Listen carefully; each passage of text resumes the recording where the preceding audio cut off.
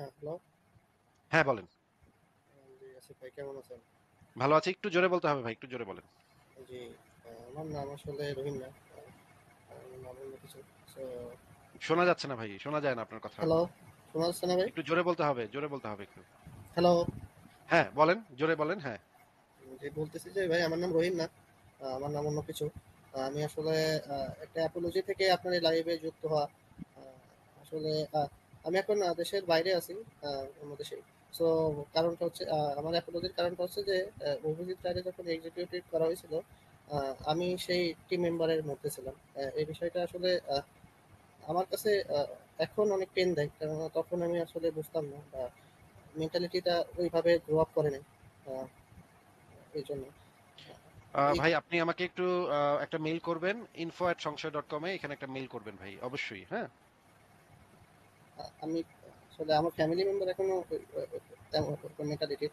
আপনি যদি এটুকু এনশিওর করতে পারেন যে আমার আসলে নাম বা কোনো কিছু প্রকাশ হবে না, তাইলে আমি আপনাকে এটা করতে পারি। না, কোনো কিছুই প্রকাশ হবে না। আপনি জাস্ট আমাকে একটা মেইল করবেন। কারণ আপনার কাছ থেকে আমি পুরা জিনিসটা জানতে চাই। ডিটেইলস এ জানতে চাই। আচ্ছা, ঠিক আছে ভাই। আমি একটা জিনিস জিজ্ঞেস করতে চাই আপনাকে রহিম জি, জি। ভাই। একটা মানুষকে খুন করার আগে কি ভাই আপনাদের হাত একটু কাঁপে নাই? আসলে একবারও চিন্তা করেন না যে ভাই একজনের আমি হত্যা করতে যাচ্ছি, একজনকে আমি অ্যাসাসিন করতে যাচ্ছি যার সাথে আমার পার্সোনাল কোনো ধরনের যে আমার কোনো ধরনের কোনো ক্ষতি করে নাই পার্সোনাল, তাকে আপনি মানে হত্যা করবেন? আপনি মানে আপনার হাত কাঁপ একবারও চিন্তা করেন না যে জিনিসটা কি ভালো না খারাপ না কি? ভাবে নাই কখনো? ভাই আমরা আসলে তখন আমি পার্সোনালি বলতে পারি, আদার্স আমরা যে ৭ জন মেম্বার ছিলাম এটা জানি না।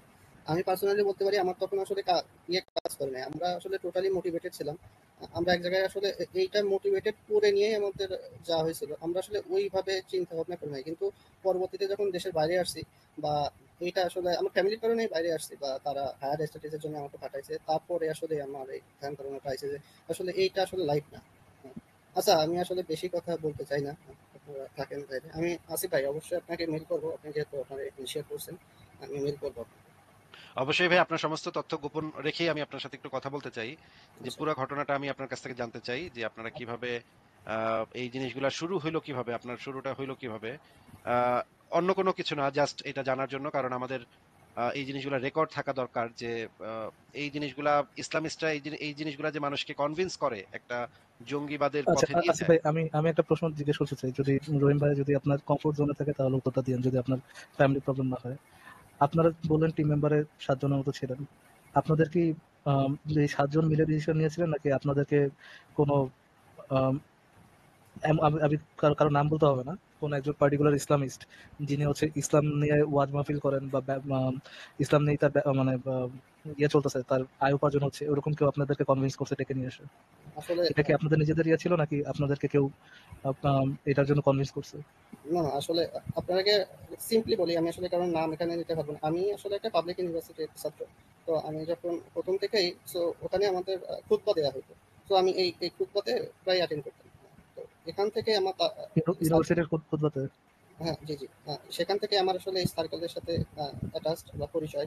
আমাদের কিছু ফান্ডিংও দিতে হইতো তাদের একটা অংশ। কিছু মানে তখন আমাদের যে টিউশনি করায় বা এটা করায় এটা আসলে। তো আমাদের হ্যাঁ, একজন মেন্টর ছিল। আমি আসলে নাম এখনো এক্সিকিউট করতে চাচ্ছি না, কেননা সে এখনো বাংলাদেশে একটা ভালোই অবস্থানে আছে।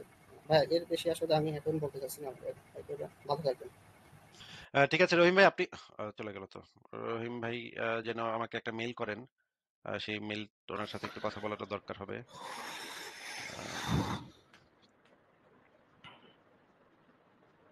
কি একটা অবস্থা চিন্তা করেন যে এই মানে এই টিমের ভিতরে আমাকে ইসের জন্য যেই লোকগুলো ছিল তারাও তো এখন বিভিন্ন জায়গায় ছড়ায় ছিটায় আছে, এবং জানি আমি অনেক অনেক খবরই শুনি। কি একটা অবস্থা চিন্তা করেন যে, এবং এদেরকে এইভাবে কনভিন্স করা হয়েছে এই যে তাফসিরের বিশেষ করে তাফসিরের অনুষ্ঠানে দাওয়াত দিয়ে নিয়ে যেত। তারপর তাফসিরের অনুষ্ঠানে দাওয়াত দিয়ে নিয়ে তারপরে একটা ঘরের ভিতরে একটা বড় ভাই, আমাকেও কয়েকবার নিচ্ছে এরকমের তাফসিরের অনুষ্ঠানে। এলাকার একজন বড় ভাই থাকে, সে সবাইকে এই দিনের দাওয়াত দেয় আর কি। মানে খুবই ভয়াবহ অবস্থা। রহিম ভাই যদি মেইলটা করে তাহলে তো ভালো, কিন্তু আমার তো এখন মনে হইতেছে মেইলটা করে কিনা। কিন্তু রহিম ভাই আপনি যদি দেখে থাকেন তাহলে আমি আমার মেইল অ্যাড্রেসটা আবারও দিয়ে দিই। এই মেইল অ্যাড্রেস